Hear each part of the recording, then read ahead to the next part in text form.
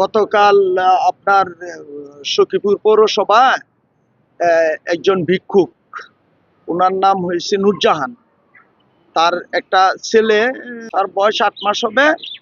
তো ওই বাচ্চাকে নিয়ে সে আপনার সখীপুর পৌরসভা চৌরাস্তা মোড়ে ভিক্ষা করা গেলে বিবাদী স্বপ্না আক্তার একজন মহিলা আছে, ও ভিক্ষুক, তারা তার পরিচিত এবং তারা একসাথেই ভিক্ষা করত। গতকাল আপনার অনুমান 6টা 6:30টার দিকে ওই যে তার নূরজাহানের পরিচিত যে আরেকজন ভিক্ষুক, ওর নাম হচ্ছে স্বপ্না। স্বপ্না তাকে, তার ছেলেকে টয়লেট করানোর কথা বললা নিয়ে যায়। পরবর্তীতে ছেলেকে আর তার কাছে ফিরে নিয়ে আসে নাই। তো এক পর্যায়ে সে মানা করছিল যে আমার ছেলের টয়লেটে নেওয়ার দরকার নাই, আমার ছেলের আমি নিব। তবে তার কথা না শুনে এক পর্যায়ে জোর করিয়া এই টয়লেটে নিয়ে গেছে স্বপ্না। তো আসলে ওই যে আপনার এই নূরজাহান যে যা বাচ্চার মা, ও চোখে দেখে না, অন্ধ।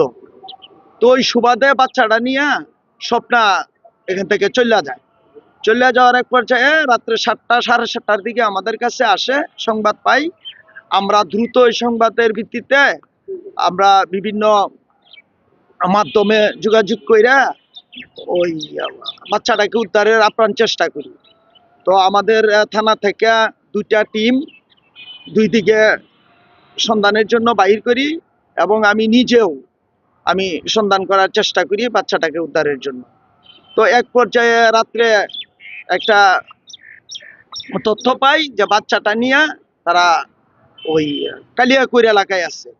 তো কালিয়াকৈর এলাকায় আমার একটা টিম পাঠাইলে কালিয়াকৈর থেকে তাকে বাচ্চা সহ আটক করি তখন, এবং বাচ্চাকে উদ্ধার সহ ওই মহিলাকে নিয়ে আমরা থানায় আসি। মামলা প্রক্রিয়াধীন, মামলার কাজ প্রক্রিয়াধীন, তাকে আদালতে পাঠাবো এবং আইনগত ব্যবস্থা গ্রহণ করব।